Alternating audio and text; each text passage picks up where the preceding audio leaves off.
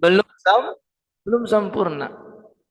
Sampai kapan ya Rasul? Sampai engkau menjadikanku orang yang lebih engkau cintai bahkan dibandingkan nyawamu sendiri. Maka Umar meralat ucapan sebelumnya dan berkata dengan tegas, fa innahul ana wallahi la anta ahabba ilayya min nafsi. Jika demikian ya Rasul, maka mulai saat ini demi Allah, kata Umar, sungguh engkau adalah orang yang lebih aku cintai bahkan dibandingkan nyawaku sendiri. Kita di zaman sekarang tak perlu mengorbankan nyawa demi Rasulullah sallallahu alaihi wasallam.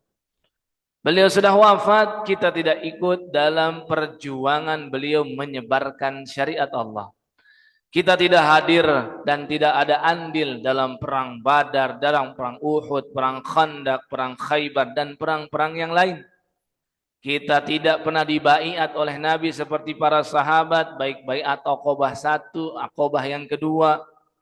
Kita tidak ikut serta dalam hijrah Nabi, baik hijrah ke Madinah ataupun hijrah sebelumnya ke Habasyah, ke negeri Ethiopia, melewati lautan dan menyeberangi samudra. Akan tetapi kita bisa menjalankan sunnah Nabi kita dalam kehidupan kita. Kita mampu untuk senantiasa bersolawat setiap kali mendengar nama beliau dan di waktu-waktu yang dianjurkan. Kadang kita lidah ini terlampau keluh untuk sekedar mengucap sallallahu alaihi wasallam ketika mendengar nama beliau. Terlalu kaku lisan ini. Padahal Nabi sallallahu alaihi wasallam sampaikan seseorang dikatakan ia bakhil, pelit, medit, koret, kikir, kata Nabi.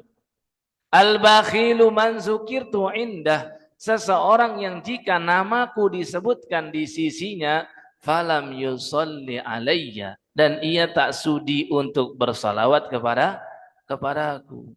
Sekedar mengucap sallallahu alaihi wasallam. Di negeri kita ini masih enggak populer.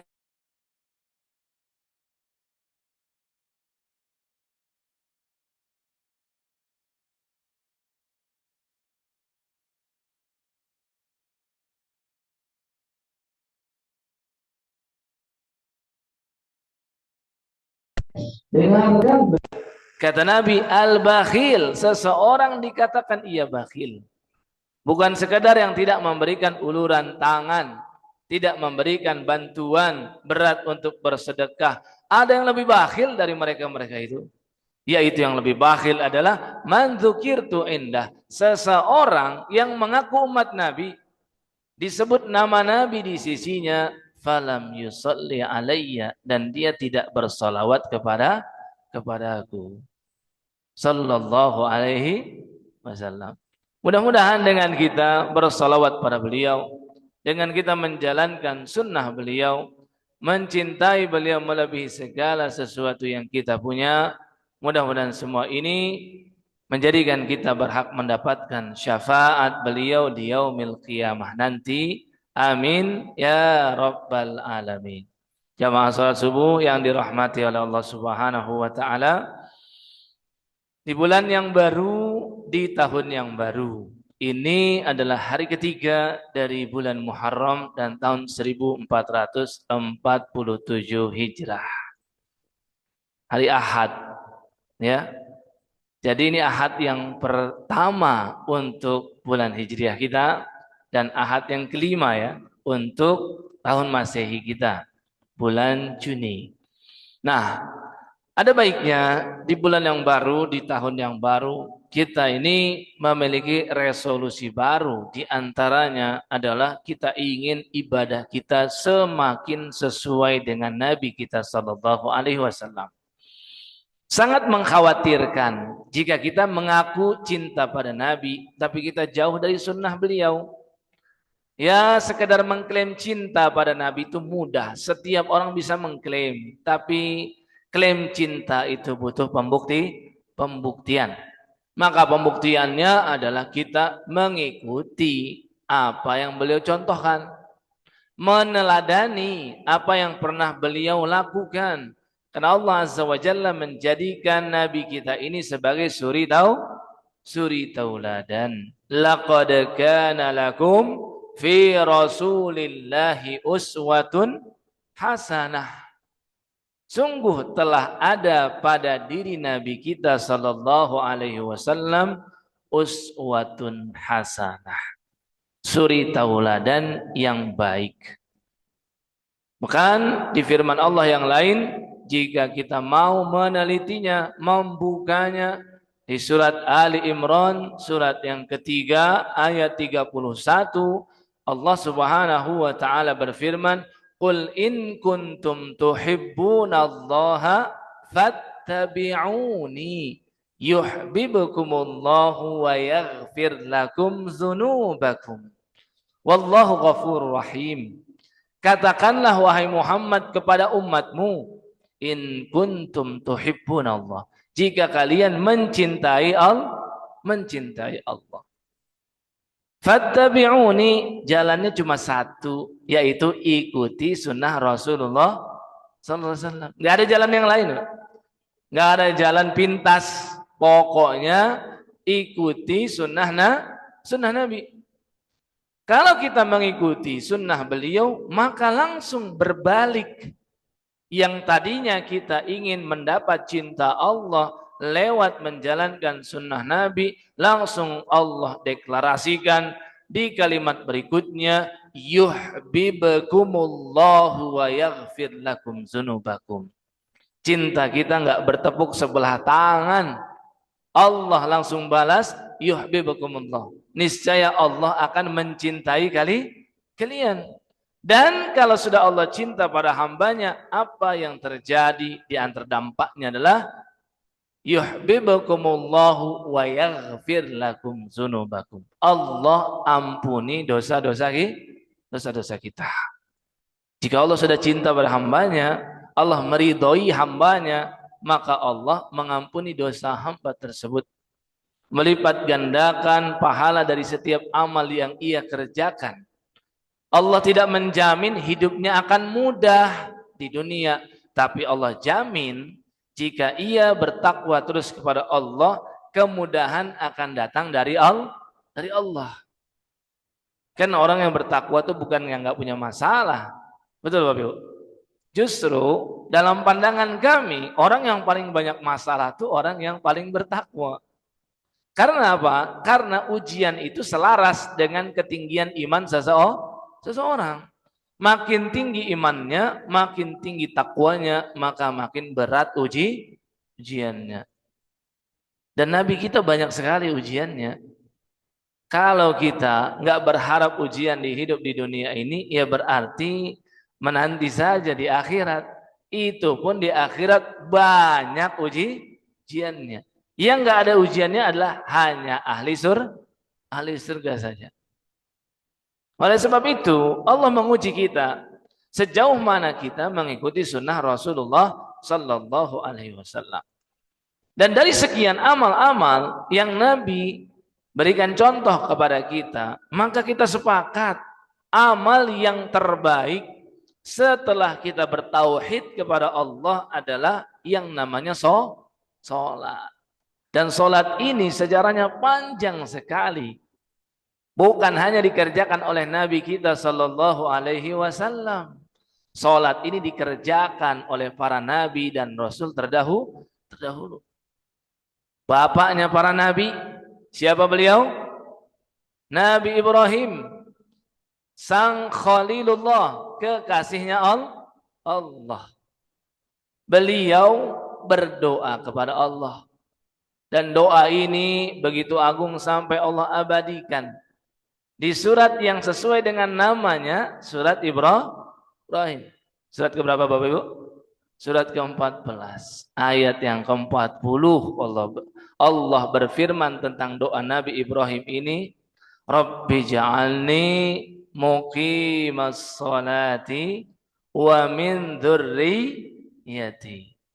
Jadi Nabi Ibrahim berdoa kepada Allah, wahai Tuhanku, jadikanlah aku dan zuriatku dan keturunanku semuanya menjadi muqimas shalah, orang yang mendirikan salat.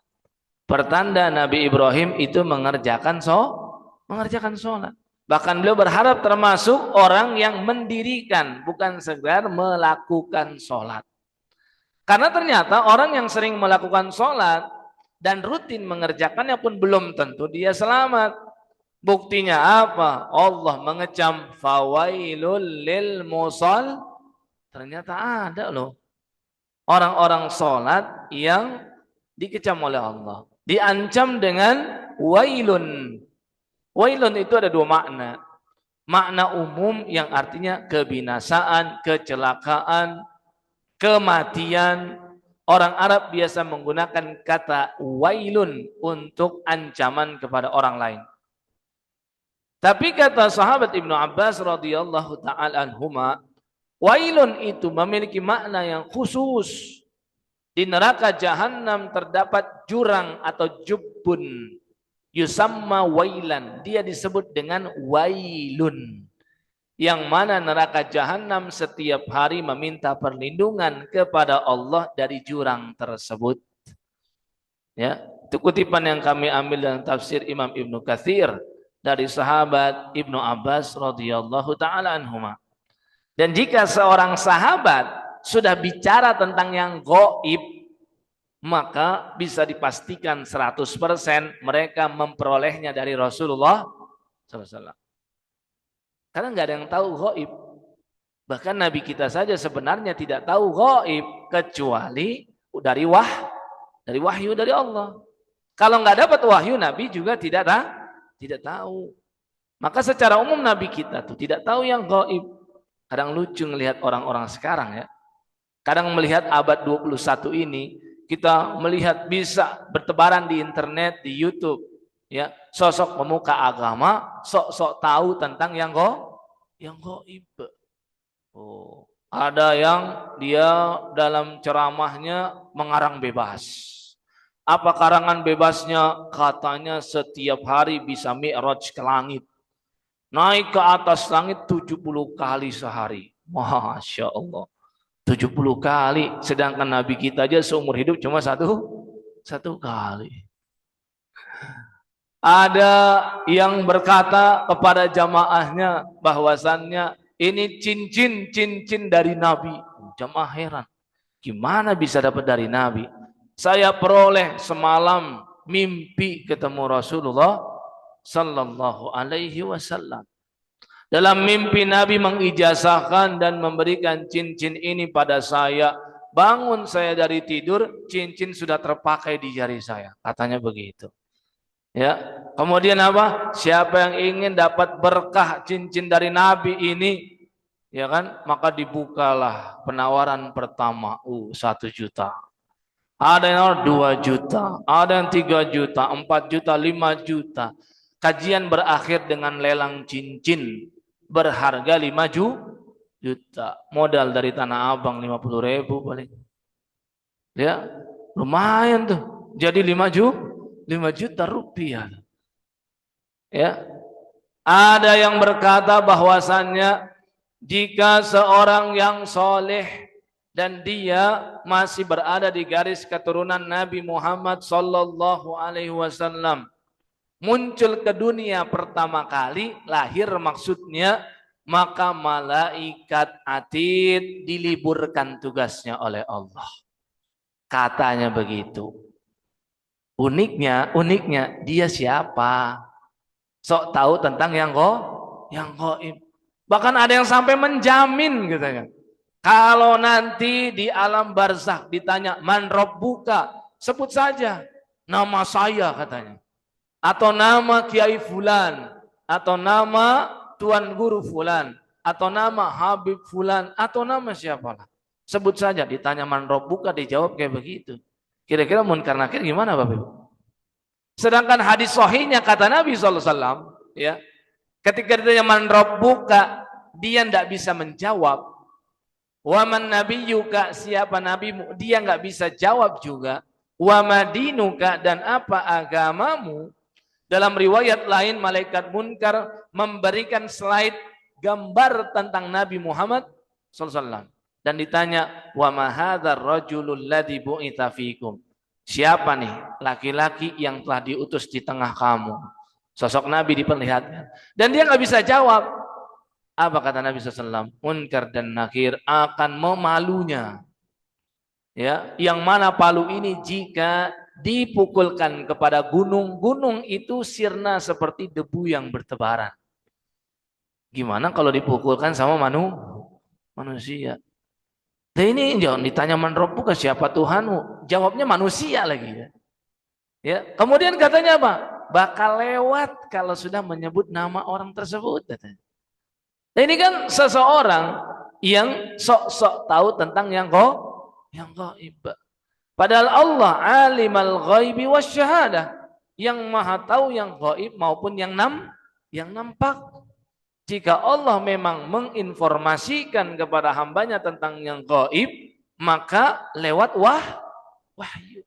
Dan kalau lewat wahyu berarti dia seorang nabi minimal. Maksimalnya rasul. Rasul lebih tinggi derajatnya daripada pertanyaannya, adakah nabi setelah Nabi Muhammad sallallahu alaihi wasallam? Tidak ada. Ya berarti itu palsu. Berarti itu dusta. Dan berdusta atas nama Rasulullah sallallahu alaihi wasallam, bawa-bawa nabi lagi ya. Maka apa kata Nabi? Man kadzaba alayya muta'ammidan falyatabawwa maq'adahu minan nar. Ini satu hadis yang disepakati oleh ulama kesahihannya dengan tingkat kesahihan yang tertinggi disebut dengan mutawatir. Kenapa tertinggi? Karena mutawatir terbagi dua. Ada yang secara maknawi, ada yang secara lafzi. Maknawi berarti apa? Redaksinya beda-beda, mengarah kepada satu makna. Contoh, mutawatir yang maknawi tentang berdoa dengan mengangkat tangan. Banyak peristiwanya. Nabi SAW di sepertiga malam berdoa mengangkat tangan. Nabi pernah menunggu jeda azan dan iqamat di Masjid Nabawi, diperhatikan oleh sahabat, angkat tangan sampai kelihatan ibtoihi, ketiak Nabi yang putih, saking tingginya beliau mengangkat. Saat itu beliau memakai lengan pendek. Kemudian Nabi SAW di atas untanya dalam perjalanan mengangkat tangan. Semua peristiwa yang berbeda ini menyimpulkan satu kesimpulan. Kalau berdoa mengangkat, nah ini contoh mutawatir yang maknawi. Tapi ada yang lebih tinggi dari itu, mutawatir secara redaksinya. Nggak ada perbedaan redaksinya tuh. Yaitu man kazaba alayya muta'ammidan, barang siapa yang berdusta atas namaku dengan sengaja, falyatabawwa maq'adahu minan nar. Siap-siap menempati api neraka. Dan kalau sudah bilang ketemu Nabi, apalagi dalam yaqzah lagi. Yaqzah itu dalam kondisi sadar, tidak tidur. Nah, ini berbahaya. Karena ibunda Fatimah, putri Rasulullah sallallahu alaihi wasallam, beliau putri Nabi. Dan di antara yang menyebabkan kenapa beliau menyusul Nabi sangat cepat, hanya 6 bulan saja, setengah tahun. Dari Nabi wafat 12 Rabiul Awal tahun 11 Hijrah, 6 bulan berikutnya Sayyidah Fatimah itu wafat. Itu di antara apa? Karena beliau sedih berkepanjangan, ditinggal wafat oleh Rasulullah SAW. Dan beliau itu satu-satunya putri Nabi yang menyaksikan pemakaman Nabi. Sedangkan putra-putri Nabi semuanya meninggal sebelum Rasulullah. Dia menghadiri pemakaman Nabi. Padahal Nabi menghadiri pemakaman anak-anaknya. Ya, siapa anak-anak Nabi? Ya, anak pertama Al-Qasim, laki-laki, meninggal masih kecil. Anak pertama Nabi dan ibunda Khadijah. Ada berikutnya Zainab, putri Rasul pertama, anak yang kedua. Anak pertama tadi laki-laki, anak keduanya perempuan. Nabi nikahkan dia dengan Abul As, lahir dari keduanya Umamah binti Abil As, cucu Rasulullah SAW pertama, itu perempuan, cucu Nabi pertama. Ya, Zainab juga meninggal sebelum Nabi SAW. Siapa lagi putri Nabi? Ada namanya Ruqayyah. Siapa namanya? Ruqayyah. Ruqayyah ini dulu Nabi nikahkan dengan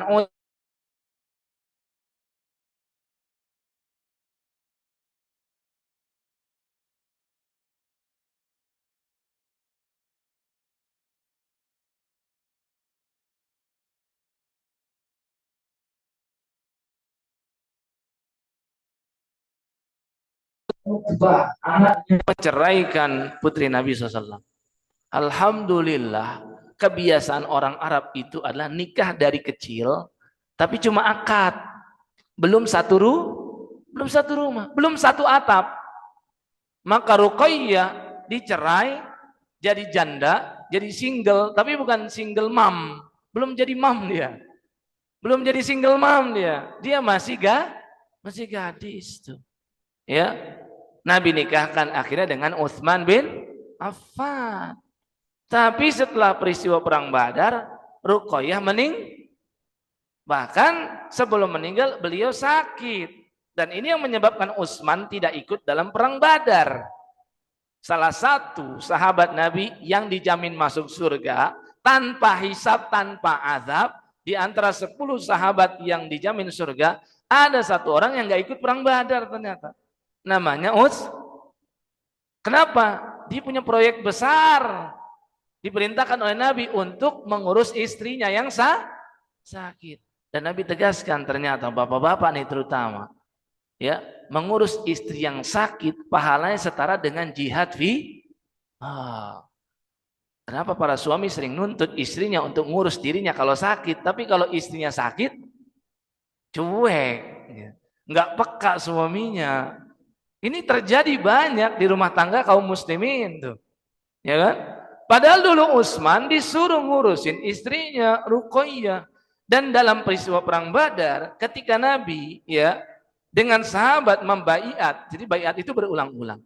Nabi berikan tangan kanannya, Nabi bilang ini untuk saya, dan tangan kirinya ini untuk seakan Utsman hadir di situ. Perang Badar selesai, mendapat ghanimah yang banyak, harta rampasan perang. Nabi membagi khusus untuk Utsman, padahal dia nggak ikut Ini semakin menekankan Utsman tuh walaupun nggak ikut tapi dapat pahala perang Badar dan bahkan dapat harta ghanimahnya juga. Tapi setelah itu Ruqayyah wafat.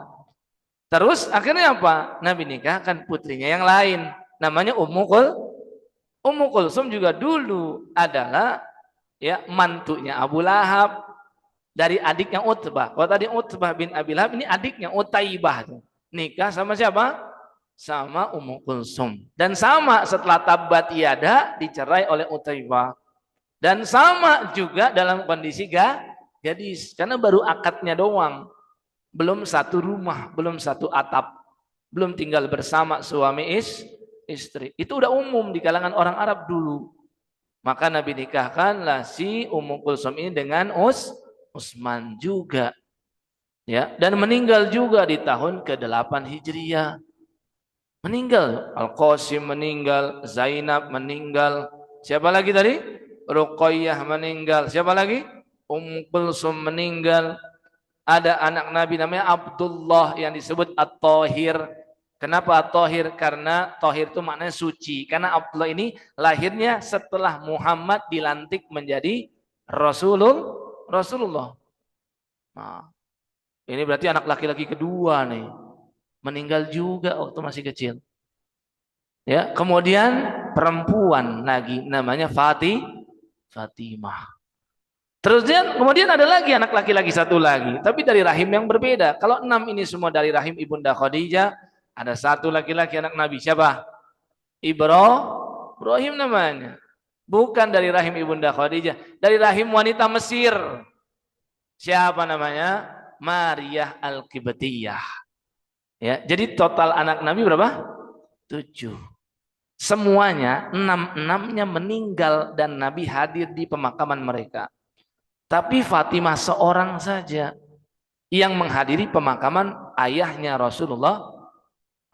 Maka ulama sepakat Fatimah inilah putri Nabi yang terbaik. Makanya Nabi pernah bilang 4 wanita menjadi pemimpin ahli surga dari kalangan emak-emak, dari kalangan perempuan. Siapa aja? Khadijah, Fatimah, Ibunda Asiyah istri Fir'aun, dan Ibunda Maryam, ibu dari Nabi empat itu. Fatimah termasuk di dalamnya. Ya. Jadi Fatimah ini nih, ya, beliau sangat sedih ketika Nabi wafat. Dan kesedihan itu berlangsung begitu lama. Akhirnya beliau cepat menyusul Rasulullah. Dan gak pernah cerita itu Fatimah, saya didatangi Nabi dalam kondisi sadar. Saya didatangi Nabi, diberikan ini nih, obat kangen gitu. Gak ada. Nah kok lucunya orang sekarang gitu loh. Ngaku-ngaku ketemu Nabi. Bahkan ada yang paling unik, ngaku Nabi, ngaku ketemu Nabi dalam mimpi. Nabi pakai songkok, Nabi pakai sarung, Nabi pakai koko. Sampai sini sih masih logis ya. Tapi yang unik ketika ditanya Nabi sedang apa? Katanya Nabi sedang memegang rokok gudang garam. Ya Allah, ini kedustaan yang sangat berat ini. Sudah bawa-bawa Nabi, sudah begitu menghina Nabi. Ini mana mengendorse ini, ya kan? Kalau dikatakan gudang garam, nanti yang Jarum Super nggak mau kalah bikin cerita, ya. Nanti yang Marlboro nggak mau kalah. Dan ini semua terjadi Bapak Ibu, ya. Lihat aja di YouTube, cek semua, rekam jejak digitalnya ada. Dan itulah kenapa Nabi bilang di akhir zaman itu akan bermunculan dajjalun. Apa itu dajjalun? Dajjal junior. Sebelum datang dajjal yang sesungguhnya.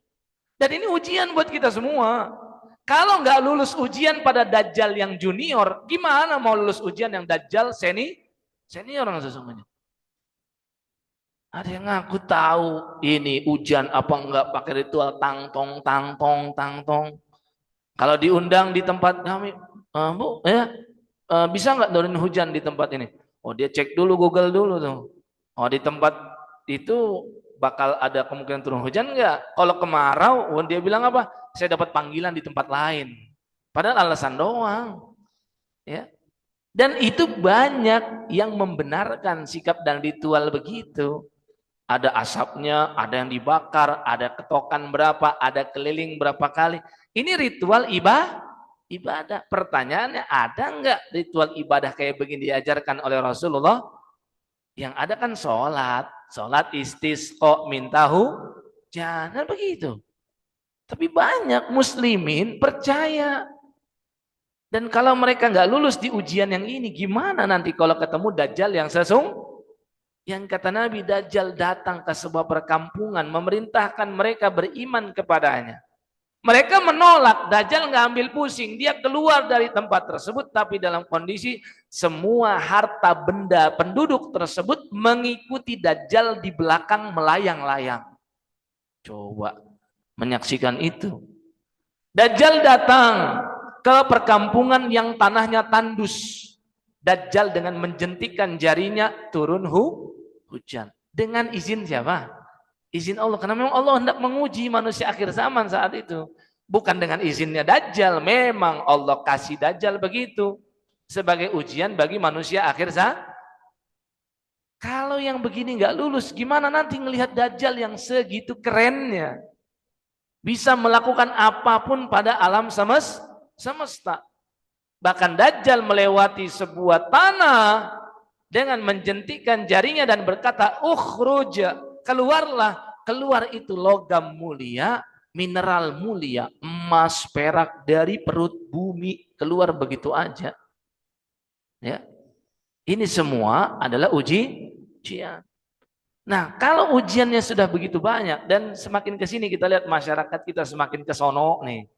Maka apa pesan Nabi? Sebelum Nabi wafat, Nabi bersabda, as-salata, as-salata, as-salata. 3 kali Nabi bersabda. Jagalah sholat. Pertahankan syariat sholat. Kerjakan sholat seperti siapa? Sallu kama ra'aitumuni usolli. Jadi pada ujungnya adalah sholat lagi. Pangkalnya juga sholat. Ya, syariat sholat ini panjang, jemaah. Perjalanan syariatnya ke Nabi SAW itu sangat panjang. Dari yang pertama, sholat 5 waktu belum ada. Adanya sholat wajib di malam hari. Allah turunkan surat Al-Muzammil. Al-Muzammil ini surat yang turunnya masih di awal-awal. Bahkan sebelum ya ayyuhal muddatsir. Al-Mudaththir surat ke-74, Al-Muzammil surat 73. Secara urutan pas itu. Jadi Al-Muzammil turun duluan. Ya ayyuhal muzammil qumil laila illa qalila nisfahu awil qus minhu qalila. Wahai orang yang berselimut, Nabi Muhammad SAW maksud. Qumil laila, dirikanlah malam seluruhnya illa qalila, kecuali sedikit aja. Berarti yang disuruh untuk pakai sholat yang banyak, yang sedikit itu yang untuk istirahat.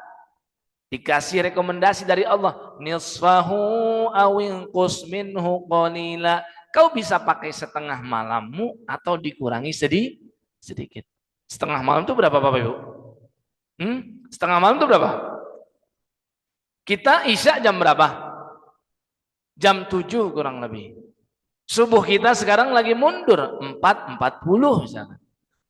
Taruhlah misalkan 7 ke jam 4 aja, dapat 9 jam itu. Kenapa hitungannya dari isya Pak Ustadz, bukan dari maghrib? Kan terbenam matahari dari mana? Karena kalau bicara tentang malam dengan konteks sholat malam, nggak ada sholat malam yang dikerjakan sebelum isya. Nggak ada sholat malam dikerjakan setelah maghrib. Sholat malam itu setelah kita mengerjakan sholat ya maka hitungan dari isya. Sampai subuh 9 jam. Berarti kalau setengah malam 4,5 jam. Kalau sepertiga malam berarti berapa? 3 jam. Ya, segitu kira-kira rekomendasi dari Allah, 4,5 jam atau kurangi sedikit, auzid alaih, atau bahkan kamu tambah. Ayat ini turun ayat 1 sampai 19 kata Ibunda Aisyah 1 tahun baru diturunkan ayat ke-20 ayat terakhir. Selama 1 tahun berarti dulu Nabi dan sahabat diwajibkan sholat malam dengan kadar minimal berapa? Inna rabbaka ya'lamu annaka taqumu adna min sulusayil laili wa nisfahu wa sulusahu. Sulusah itu sepertiga. Jadi rekomendasinya setengah, kurangi sedikit atau tambah sedikit. Tapi kadar minimalnya 1/3. Berarti apa? Kalau ada sahabat waktu itu yang sholat malamnya cuman 2 jam, cuman 2 jam. Itu belum dianggap mengerjakan kewajiban. Dan kalau nggak mengerjakan yang wajib, dosa nggak? Dosa nggak Bapak Ibu? Meninggalkan yang wajib dosa nggak? Dosa. Dulu sholat malam itu wajib. Dengan kadar minimal 1/3 malam minimal. Kalau dikerjakan kurang dari 1/3 berarti belum menunaikan yang wajib. Kalau belum menunaikan wajib berarti dia berdoa. Bayangkan. 1 tahun mereka sahabat diuji begitu. Tapi ayat 20 ini nanti ada 2 kalimat. Faqra'u ma tayassara minal Qur'an. Faqra'u ma tayassara min. Mulai sekarang bacalah ayat Quran yang mudah bagimu. Kata Ibunda Aisyah, 1 tahun kami ngerjain sholat malam wajib, minimalnya 1/3. Masuk ke fase berikutnya. Sholat malam masih wajib, tapi kadar minimalnya nggak ditentukan. Itu fase kedua. Fase yang ketiga, karena sudah mereka terbiasa sholat malam dihilangkan kewajibannya. Tapi tetap Fase ketiga sholat apa? Sholat pagi dan sore. Masing-masing 2 rakaat. Ada di mana ini? Buka di surat Al-Alaq. Surat 96. Ayat ke-9 sampai ayat 13. Ara'aitan ladzi yanha 'abdan idza shalla. Ara'aita in kana 'alal huda aw amara bit taqwa. Jadi yang dimaksud abdan idza shalla, ara'aital ladzi yanha itu gini. Apakah kamu memperhatikan seseorang yang menghalang-halangi abdan hamba kami idza sholat ketika dia mau sholat? Kata sahabat Anas bin Malik tentang ayat ini turun nih. Ayat ini turun setelah Nabi ya mengerjakan sholat pagi-pagi di depan Ka'bah dihalang-halangi sama Abu Jahal. Abu Jahal bilang sama kawan-kawannya, Abu Jahal CS gitu. Ya, dia bilang apa? Muhammad udah ini belum? Gosok-gosokin wajahnya ke tanah belum? Maksudnya sujud. Ya. Kata teman-temannya, belum. Tunggu. Dia masih berdiri. Kata Abu Jahal apa? Lihat nih, kalau dia sudah menyungkurkan wajahnya ke tanah, saya injak kepala dan punggungnya dia. Itu rencana dia. Ketawa-tawa sama teman-temannya. Akhirnya apa? Datanglah momentum tersebut ketika Nabi dan Nabi punya kebiasaan kalau sujud itu kalau sholat sendiri begitulah lama karena berdoa. Beda kalau sholat berjamaah dituntut untuk ringkas. Ya, maka mendekat si Abu Jahal ingin menginjak kepala Nabi, tiba-tiba dia terpelanting ke belakang dengan mata membelalak, kelihatan dari raut wajahnya dia ketakutan. Heran teman-temannya. Loh, kenapa wahai pemimpin kami Abul Hakam? Kok engkau takut? Kata Abu Jahal, sesaat tadi saya menginjak kepala Muhammad, ada parit besar, berapi, ada bulu-bulu malaikat yang kalau saya terusin kaki saya begitu, saya akan disambar dan tubuh saya tercabik-cabik. Ini riwayat tentang Nabi sholat pagi-pagi. Pagi dan petang. Ini dilatih untuk sholat subuh dan sholat asar sebenarnya. Malamnya itu seakan pelatihan untuk sholat isya gitu loh. Maka apa? Kewajiban ini juga hilang. Bergantilah setelah peristiwa Isra dan Mi'raj dengan sholat 5 waktu. Masuk ke fase keempat. Jadi panjang sejarahnya. Ya. Dan orang yang tahu sejarah ini dia akan tahu gak pantas bagi seorang muslim meninggalkan sholat malam. Kenapa? Ini sholat pertama bahkan yang wajib sebenarnya. Lebih lama dari sholat 5 waktu. Tapi fase keempat ini Bunda Aisyah bercerita setelah Isra dan Mi'raj menjadi ada 5 waktu sholat, tapi semua sholat yang 4 rakaat baru kami kerjakan dua doang. Nah, baru fase yang terakhir yang kelima itulah setelah hijrah ke Madinah. Dirubahlah oleh Nabi yang 2 rakaat semua menjadi 4 kecuali sholat subuh. Jadi itu 5 tahapannya. Dan karena Nabi sudah membangun masjid di Masjid Nabawi di Madinah, sebelumnya waktu belum hijrah, Nabi nggak bisa membangun bisa dihakimi masa saat itu. Bisa dihancurin masjid. Tapi sekarang ada nih masjid di tahun pertama hijrah. Dan itu Masjid Nabawi rampungnya di bulan Syawal selama 7 bulan. Dari Rabiul Awal Nabi datang sampai bulan Syawal tapi sebelum selesai pun Nabi sudah menjadikan Masjid Nabawi sebagai tempat sholat berjamaah. Nah, mulai saat itulah Nabi mengajarkan kepada kita arahan-arahan bagaimana sholat berjamaah. Yang sebelumnya Nabi cuma mengarahkan secara individu aja sholat masing-masing. Nah, makanya kenapa begitu penting kita menjaga sunnah Nabi dalam sholat berjamaah. Apa aja nih yang perlu kita rubah dalam sholat berjamaah. Barusan saja sholat subuh. Saya merasakan.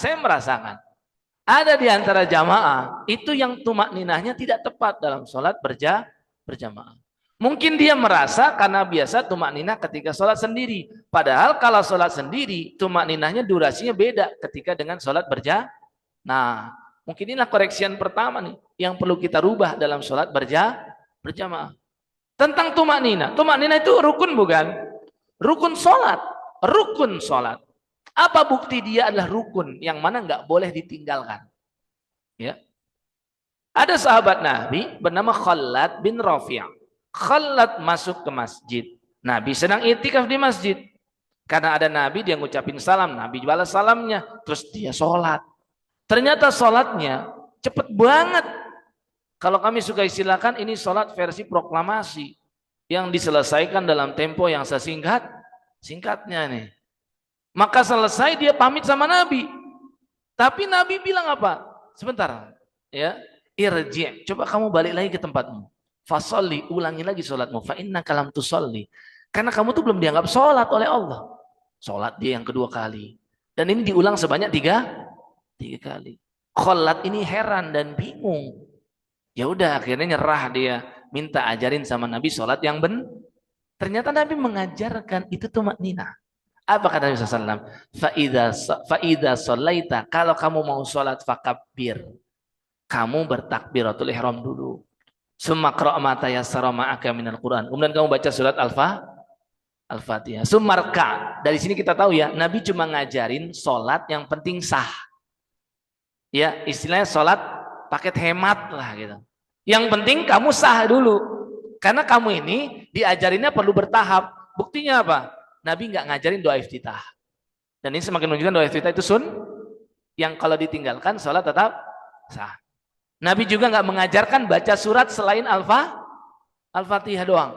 Setelah itu apa kata Nabi? Sumarka, kamu ruku hatta tatma'inna raqiyah. Nah, di sini nih yang namanya tumaknina. Tapi tuh rukumu bukan sekedar ruku, tapi rukumu sampai tumaknina.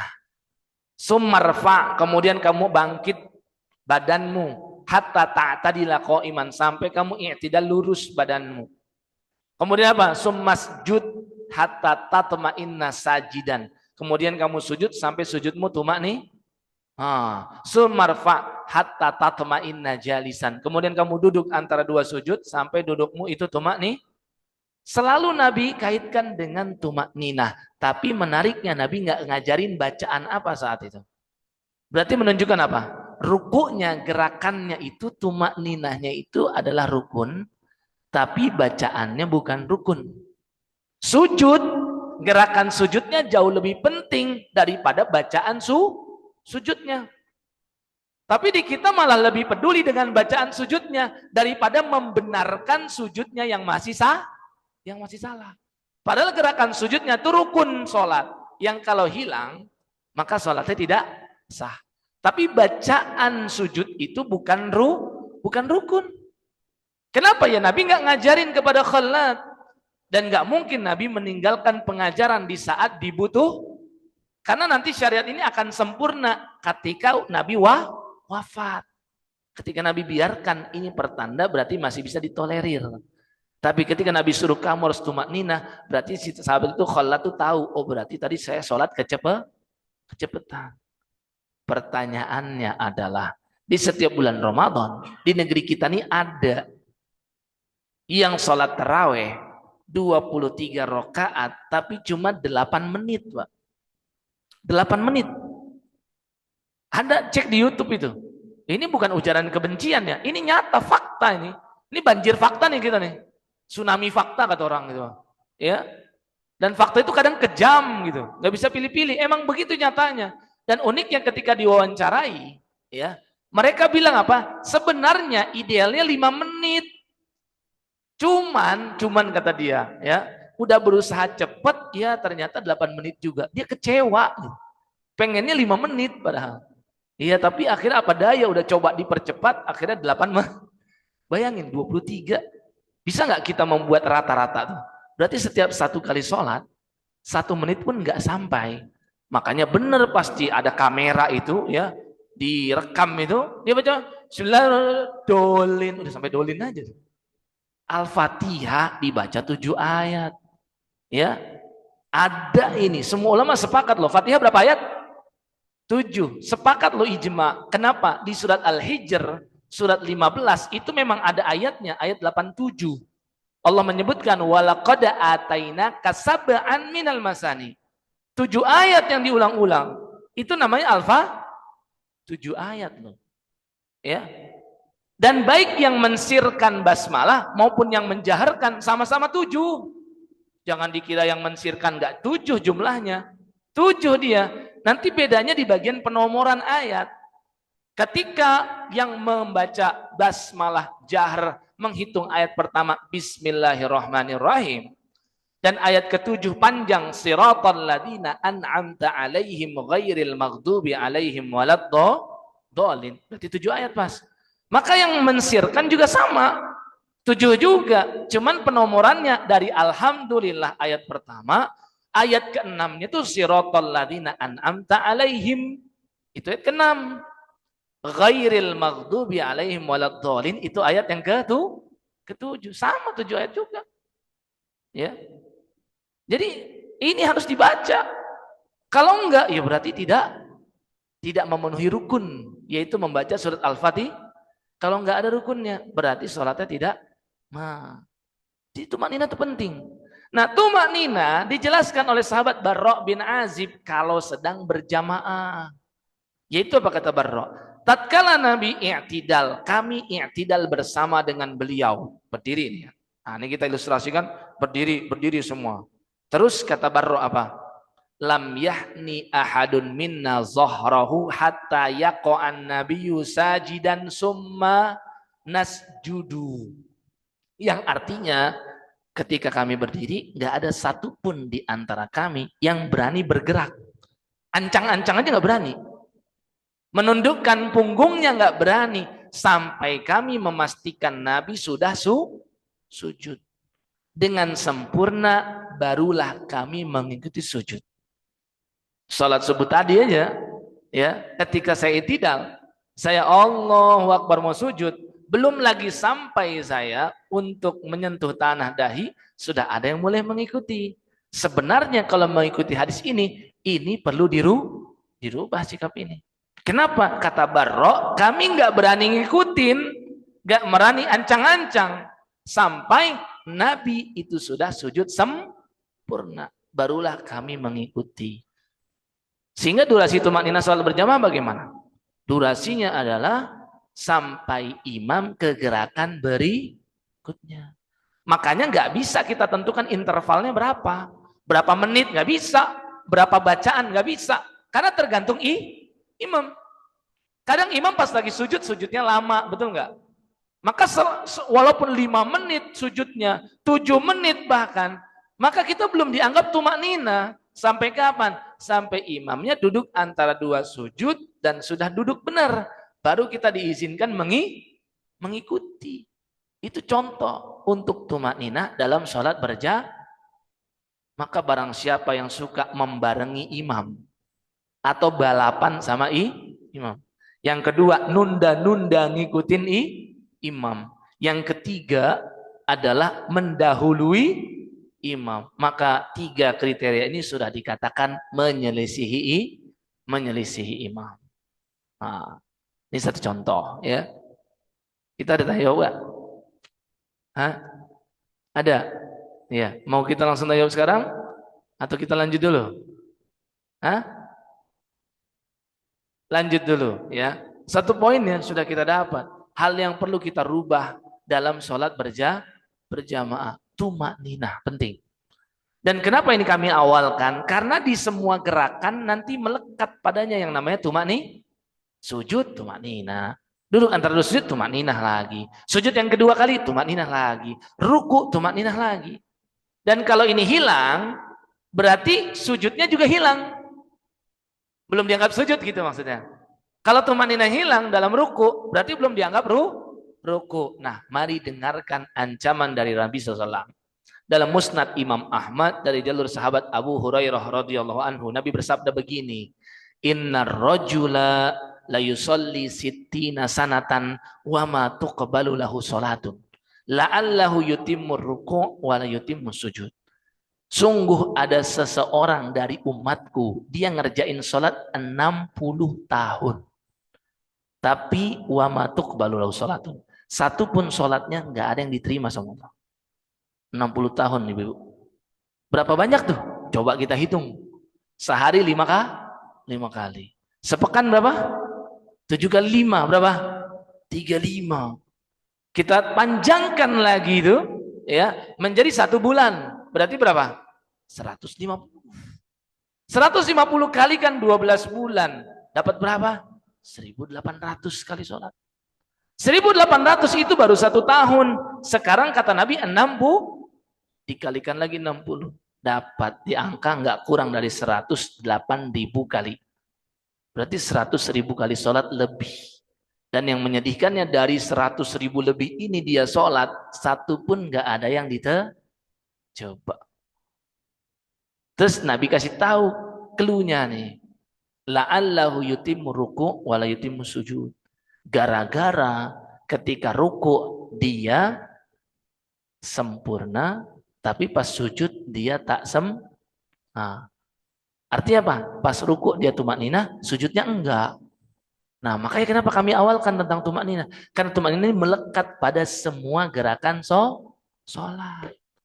Jangan sampai ini terjadi cuma gara-gara kita enggak tumakninah, ya, terburu-buru dalam sholat, akhirnya sholatnya sia-sia. Namun yang kedua nih, masalah apa nih setelah tumakninah? Dalam sholat berjamaah, ada perkara juga yang sangat penting. Yaitu perkara tentang yang namanya merapatkan shaf. Merapatkan shaf. Kalau boleh jujur, sejak awal dulu nih kami sampaikan, biar tidak gagal faham. Memang tidak terjadi ijma' di tengah ulama tentang merapatkan shaf itu adalah wajib dalam sholat. Ulama selisih pendapat. Memang kalau mau kita jujur, kita buka dari mazhab Hanafi, Maliki, Syafi'i, dan Hambali. Bahkan mazhab yang sebelumnya lagi, Sufyan, As-Sauri, dan seterusnya. Ingat, mazhab itu bukan sekte dalam Islam. Tapi mazhab itu hanyalah metodologi kita dalam memahami sabda Nabi dan ayat Al-Quran. Karena kita ibadah mengikuti Rasulullah. Sehingga Ahlus Sunnah wal Jamaah jika mendapatkan satu dalil dari Nabi dan ternyata nggak sesuai dengan kebiasaan dia sebelumnya, dia pilih yang mana? Pilih dalil dari Nabi. Sehingga mereka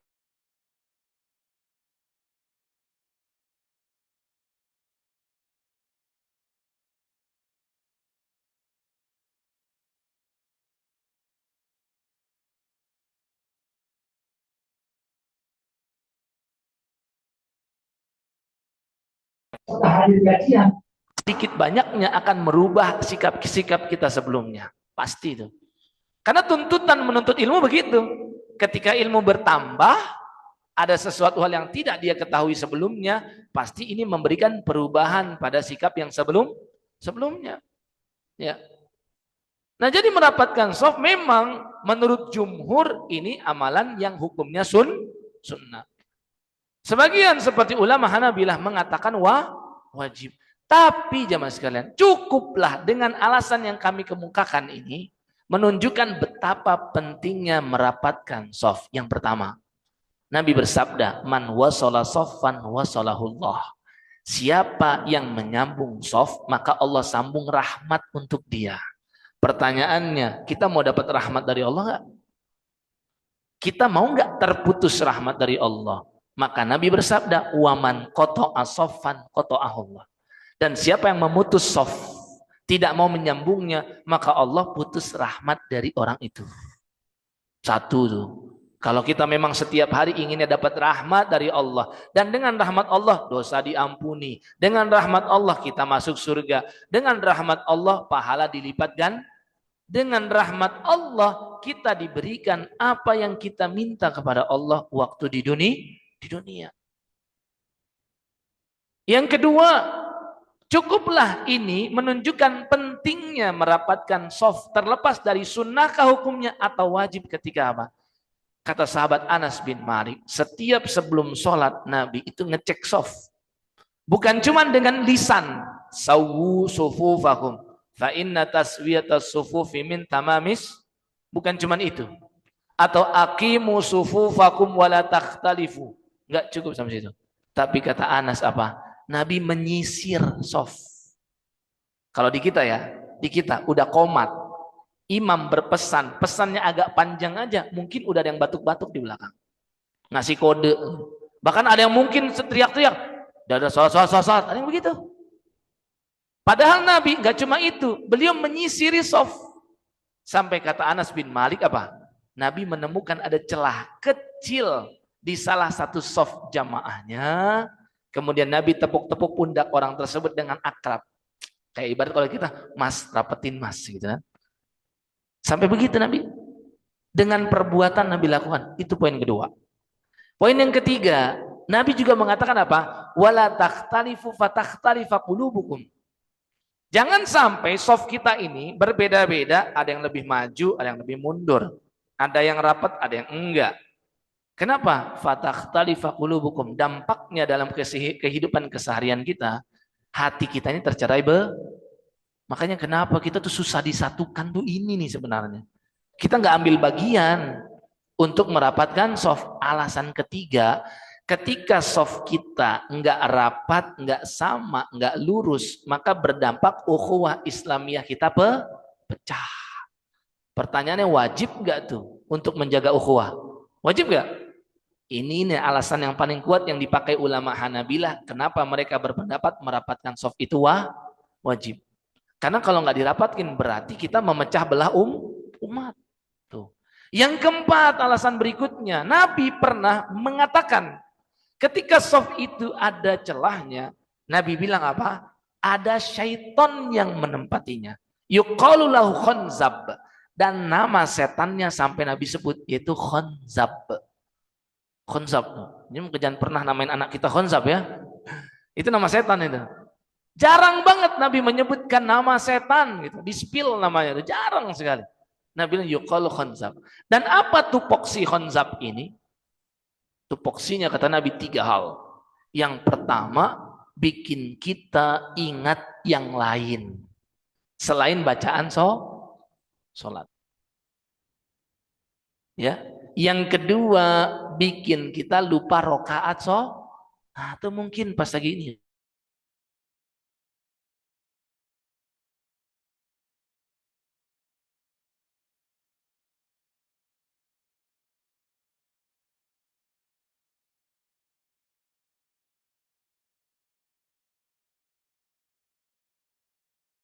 Diganggu sama setan. Dan ini membuat sholat kita tidak khusyuk. Mau nggak kita sholatnya nggak khusyuk? Kan maunya khusyuk. Makanya rapatkanlah soft itu. Rapatkan. Ini sangat penting. Terlepas dari khilaf ulama tentang wajib dan sunnahnya merapatkan soft, kita sepakat begitu pentingnya rapat soft, maka di banyak kesempatan Nabi mengajarkan sahabatnya.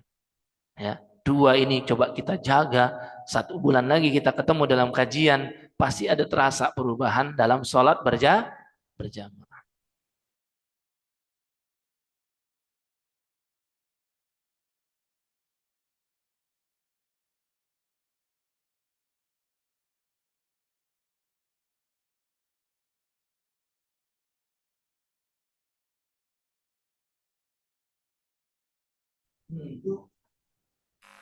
Iya, betul. Ya.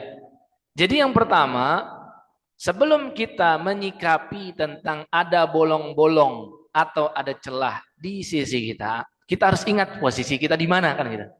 Kenapa? Nanti berkaitan dengan cara kita merapatkan soft. Nah, tadi ya kita sampaikan ada yang kosong. Misalkan saya contohkan, saya posisinya ada di sisi kanan, sayap kanan misalkan. Terus yang kosong itu ada celah di sisi kiri saya. Berarti tugas saya lah yang menggeser ke kiri. Apa alasannya? Karena membuat soft paling pertama itu adalah searah lurus dengan imam. Maka tengah dulu itu kan yang diutamakan. Karena posisi kita berada di sisi kanan dan yang kosong di kiri, berarti kitalah yang bergeser ke lebih ke tengah gitu. Lebih ke tengah. Kita geser ke kiri agar lebih ke tengah. Ya. Terus kalau yang sisi kanan saya yang kosong bagaimana? Bisa dengan 2 sikap. Yang pertama, dan ini lebih kami rekomendasikan, kita sajalah yang merapatkannya.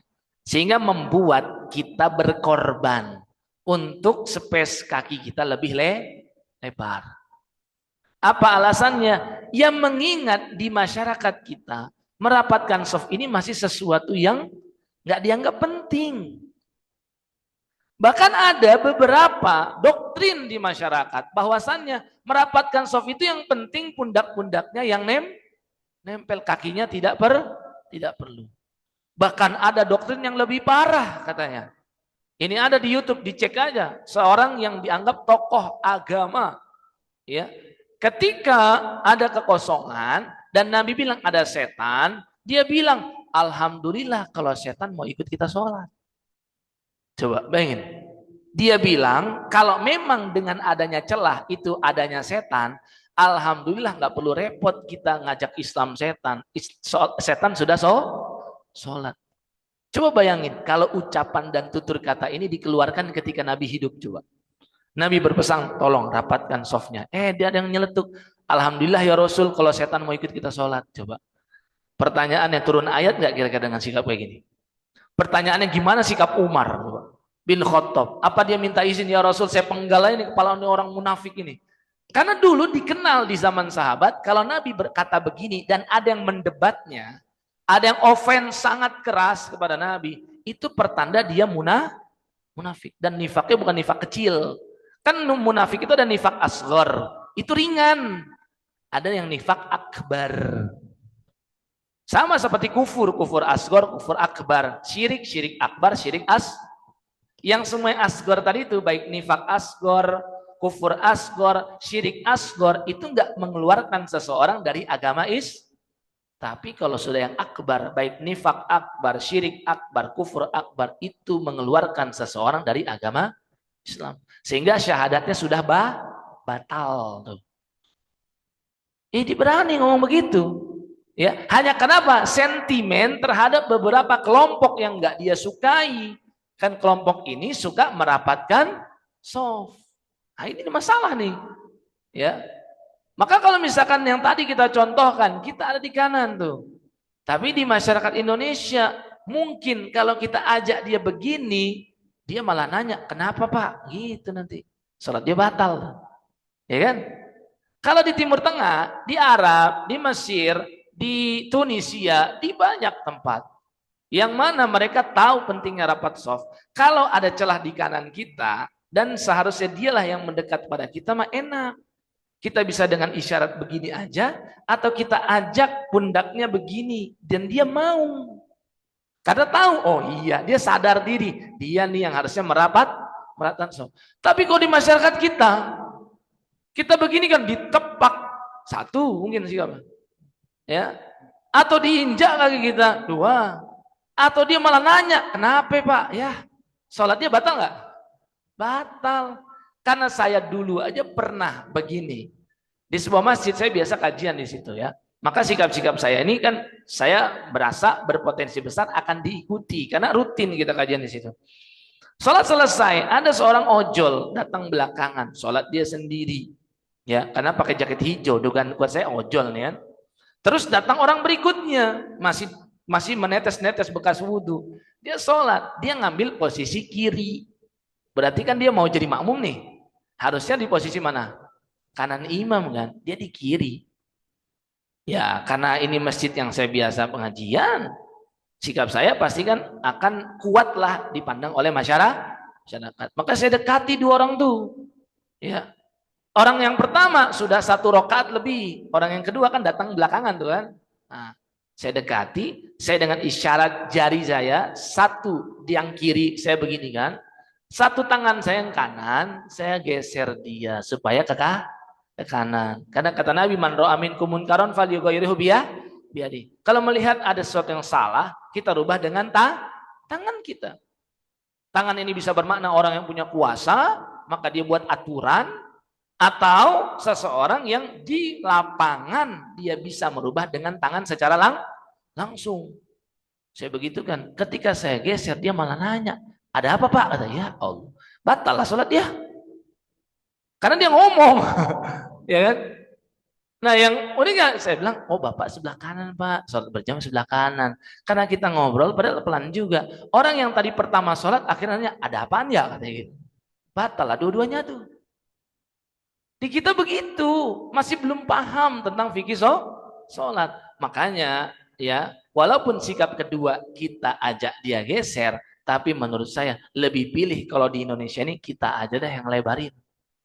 Ya, walaupun mungkin kitanya sendiri agak kurang nyaman. Kenapa? Demi kita mengamalkan hadis Nabi tadi, kalau kita menyambung soft, Allah sambung rahmat kepada kita. Kalau setelah kita tempel nih misalkan, dia ternyata menghindar lagi. Nah, kadang-kadang gitu kan. Menghindar lagi. Kalau dalam pandangan saya, lakukan yang kedua kali. Kenapa? Kadang-kadang itu cuman apa sih? Spontanitas dia aja kaget. Bukan karena nggak suka. Kaget aja. Dan karena saking kuatnya hadis Nabi tadi, ingin mendapat rahmat dari Allah, kita coba lagi aja. Sepanjang nggak begitu jauh ya. Kalau jauh banget ya emang tandanya nggak mau dia. Nah, berarti kan kita akan semakin lebar. Ya udah, sabar. Ingat, sabar itulah pahala yang tiada putus. Az-Zumar ayat ke-10. Innama yuwaffas sabiruna ajrahum bighairi hisab. Pahalanya unlimited. Dan sabar ini meliputi semua lini kehidupan kita. Baik dalam beramal soleh atau sabar menahan diri melakukan amal salah. Maksiat maksudnya gitu. Nah itu kan semua sabar. Maka kita dalam rangka sabar lakuin. Kalau yang kedua kali nggak mau juga ya udah berhenti. Itu hanya urusan dia sama Allah Subhanahu Wa Taala. Ya, nah itu kira-kira yang bisa kita lakukan. Hah? Lah kan tadi sudah saya kasih contoh. Kalau kita di sisi kanan.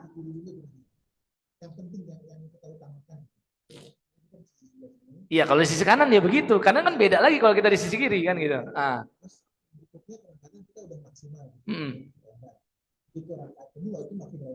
Iya.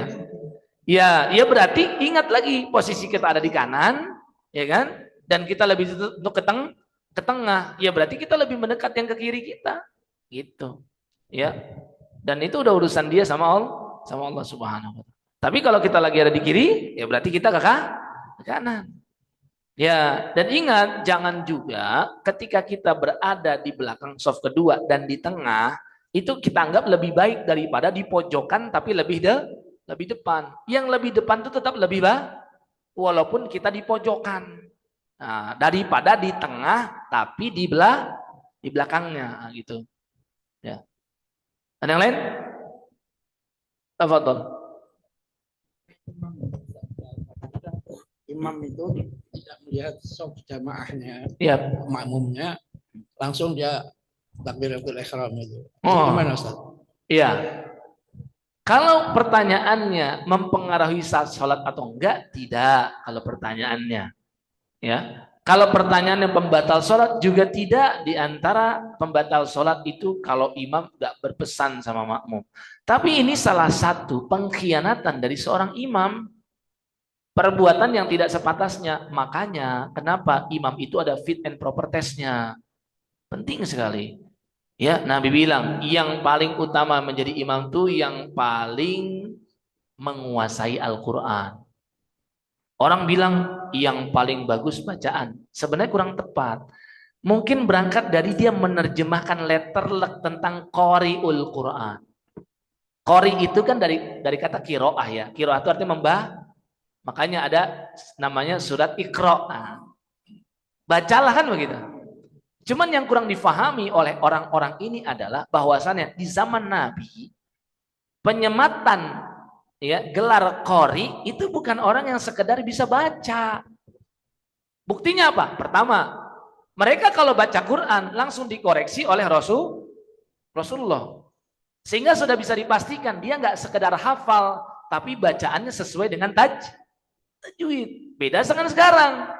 Ada orang yang lengkingannya bagus, cengkoknya bagus, tapi tajwidnya tidak maka berarti bukan yang berhak jadi imam dia. Ya. Jadi yang paling menguasai Quran. Dan dulu Nabi SAW mengatakan qari'uhum, ya qari di tengah mereka. Maksudnya apa? Yang paham juga isi terhadap Al-Quran. Makanya meliputi ini semua sebenarnya.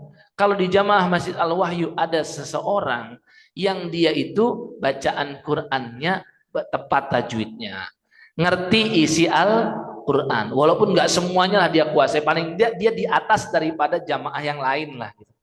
Terus apalagi bacaannya bagus, nah itu kan, maka dialah yang paling berhak menjadi imam dalam sholat, ya. Dan ketika dia memahami isi Quran, dia tahu tentang hukum-hukum sholat. Di antaranya berpesan tentang merapatkan shaf. Yang kedua paling ngerti sunnah Nabi. Yang ketiga paling pertama hijrahnya. Yang keempat yang paling tua. Di kita dibalik yang keempat dulu. Yang paling tua dulu, baru yang belakangan yang Quran, ya rata-rata. Ya kayaknya nggak terjadi di Al-Wahyu. Saya nggak tahu. Mungkin tadi saya diem aja, pengen tahu imamnya sebenarnya. Ya, tapi saya ditunjuk-tunjuk jadi imam ya sudahlah kan. Padahal sebenarnya penting sekali, ya. Dan ini juga mungkin pesan untuk jamaah ke depannya. Jika ada ustadz baru, ya, nggak sepatutnya dia tuh dituntut menjadi imam sebenarnya. Walaupun mungkin kita berhusnuzon, nah ini kan ustadz, dia tahu tentang ini. Enggak, karena ustadz ini perlu juga memahami tentang kebiasaan imam di tempat tersebut. Dan saya juga nggak tahu tadi yang menyuruh saya maju imamnya atau bukan. Padahal kata Nabi SAW, seseorang tuh boleh untuk menjadi imam orang asing, tapi jika dipersilakan oleh siapa? Sultannya. Sultannya tuh imam rawatib. Karena saya pernah nih ya, di sebuah masjid terjadi fitnah begini. Saya disuruh, karena di masjid tersebut ada jamaah yang biasa hadir di masjid saya yang lain. Dia nyuruh, ayo Ustaz jadi imam. Padahal dia bukan DKM. Dia juga bukan imam rawatib. Setelah selesai sholat, saya di WA. Ada yang nanya dari DKM, Pak Ustadz, tadi sebenarnya yang nyuruh Ustadz jadi imam siapa? Digituin saya. Nah, ini ketahuan nih, berarti nggak kompak nih berarti. Berarti tadi yang nyuruh saya tuh bukan imamnya berarti. Ya, kenapa? Kan mereka jadi kaget. Ternyata Ustadz, padahal kita sudah punya imam. Kadang terjadi gitu. Pokoknya ya bagusnya begitu supaya dia mempelajari dan dia juga tahu kebiasaan imam itu bagaimana. Contoh, dia mempelajari, oh imam di masjid ini biasanya cuma setengah halaman, maka dia nggak bagus dari luar jadi imam 1,5 halaman. Itu nggak bagus. Harus menyesuaikan kebiasaan imam. Yang kedua, misalkan imamnya, oh biasanya basmalahnya sir nih. Gara-gara dia petantang-petenteng maju dan kebiasaannya dia jaharkan, mungkin jamaah tidak suka. Padahal ini masalah khilaf. Dan ini termasuk khilaf yang sebenarnya ya bukan khilaf yang tadad. Karena Nabi kadang menjaharkan, Nabi kadang mensirkan. Cuman kadang-kadang masyarakat tuh belum teredukasi tentang hal ini. Jadi imam tuh mempelajari dulu, oh yang di masjid ini begini. Baru nanti dia bersikap gitu loh. Ya. Nah, misalkan terjadi kunut nazilah, subuh, zuhur, asar, maghrib, isya, kunut terus. Karena mungkin mendoakan saudara-saudara di Palestina. Lah beliau yang baru datang ini, mungkin di masjid yang biasa dia sholat, tidak biasa kunut nazilah. Oh tiba-tiba suruh jadi imam. Kan jadi nggak ini. Nanti jamaah nanya-nanya, kok nggak kunut sih tadi? Nah gitu kan. Nah makanya sebenarnya ada baiknya jika ada orang baru, biarkan dulu dia mengetahui bagaimana nih pelaksanaan sholat berjamaah di masjid yang baru itu. Baru setelah itu, ya itulah contoh adab menjadi imam. Dia harus tahu dulu nih gitu. Ya, bahkan seorang imam walaupun dia berdoa tapi doanya untuk pribadi, kata Nabi SAW, itu diantara pengkhianatan seorang imam. Ketika ia berdoa untuk dirinya dan diaminkan oleh jamaah.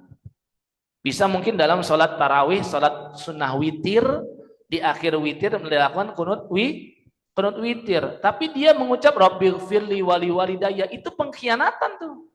Harusnya Rabbana ighfir lana wali walidina warhamhum kama rabbauna. Lihat seperti para imam-imam Masjidil Haram tuh, ya Imam Masjid Nabawi. Di setiap sholat witir, doanya tuh nggak ada yang untuk pribadi, untuk semuanya dengan lafal seluruhnya, karena mereka tahu betul ancaman dari Nabi, ini imam yang telah berkhianat terhadap makmum, maka dia dianggap sudah berkhianat. Ya, kalau apakah dia sampai berdosa, ya dalam pandangan kami bisa dirincikan. Jika dia tahu sebenarnya dia tugasnya memerintahkan makmum untuk rapat, tapi dia malas, tapi dia ogah, atau dia sudah jenuh diingetin nggak juga berpengaruh, itu bisa berdosa. Karena dia meninggalkan amar ma'ruf nahi mungkar dan dia di saat yang tepat menjadi pemimpin. Minimal kan formalitas, tolong dirapatkan, tolong diinikan. Ya, walaupun mungkin ada yang nggak peduli, minimal dia punya argumentasi nanti di hadapan Allah ketika ditanya, dia bisa menjawab, saya sudah pernah mengingatkan ya Rob. Ya. Nah, kalau saya pribadi sih, ya saya biasanya pastikan yang di sop pertama dulu gitu. Tapi saya tadi menyesuaikan ini masjid baru, saya nggak bisa terlalu menekan pada tempat yang yang baru karena belum tahu kebiasaan imam sebelum. Tapi kalau kita sudah rutin di sini, mungkin saya nanti akan lebih ini. Tolong dirapatkan, tolong ditutup celahnya, tolong ini. Bahkan sampai mengingatkan tentang jangan mendahului.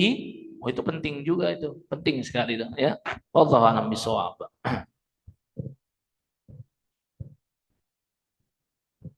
Ya, cukup, insyaallah ya. Ibu-ibu nggak ada yang nanya? Aman ibu ya? Ya, baik. Ya, alhamdulillah. Jamaah sekalian mulakan Allah Subhanahu wa taala, ya. Sebelum saya tutup, saya mengingatkan kepada diri saya pribadi dan kepada semuanya bahwasannya jika ada sebuah pengajian dan pengajian tersebut melewati waktu daripada waktu sholat isyraq, jangan khawatir, jangan merasa takut ketinggalan sholat isyraq, ya, karena sesungguhnya sholat isyraq itulah sholat duha di awal waktu. Artinya jika pengajian kita sampai pukul 6:30, sampai lewat lagi bahkan. Kadang-kadang saya kalau di Bintara itu sampai jam 7 itu. Tanya jawabnya banyak banget emang. Gitu kan. Nah itu ada beberapa itu yang langsung selesai kabur. Sayang sekali. Ya. Padahal justru dia kerjakanlah sholat dua rakaat. Ya. Karena Nabi SAW sampaikan ini mendapatkan pahala haji dan umroh secara sempurna tamat. Memang benar ada di kalangan ulama hadis mengatakan ini hadisnya dhaif dari salah satu perawinya, dia tidak thiqah. Tapi cukuplah beberapa ulama hadis yang lain yang mengatakan hadis ini paling tidak hasan, karena memang menghukumi hadis itu produk ijtihad manusia, bukan yang datang langsung dari Allah. Sehingga kadang-kadang terjadi perselisihan. Ya, nah di antara masalah ini. Tapi kita sepakat sholat 2 rakaat di waktu tersebut bagian dari sholat duha. Jadi paling tidak orang yang misalkan dia mengatakan ini hadis dhaif, salah berat kalau dia dengan alasan itu dia tidak mau sholat, langsung meninggalkan majelis begitu saja. Salah. Begitupun sebaliknya, kalau kajian ini ya belum selesai tapi di pukul 6 itu sudah ada yang ingin beranjak terus dia sholat, jangan. Sebaliknya jangan. Karena belum masuk waktunya. Karena waktu isyraq ini fluktuatif, berbeda-beda, berubah-ubah. Sekarang subuh kita di 4.40, ya, maka waktu terbit mulainya matahari itu ada di angka 6.05 misalkan. Maka kita tunggu 10 atau 15 menit. Demi kita menghindari larangan sholat di waktu matahari terbit. Tapi jika nanti waktu sholat subuh kita 4.20, maka berkurang lagi menjadi 20 menit sebelumnya. Sehingga pukul 6 itu sudah bisa Jadi ada masanya pukul 6 itu belum bisa sholat, ada masanya pukul 6 sudah Nah, jika memang belum bisa, ya jangan dia kepalang soleh dengan sholat dulu, padahal itu sholat di waktu yang dilarang. Ya, sehingga marilah kita akhiri, kita tutup majlis ini dengan mengucapkan subhanakallahumma wa bihamdika asyhadu an la ilaha illa anta astaghfiruka wa atubu ilaik. Wassalamualaikum warahmatullahi wabarakatuh.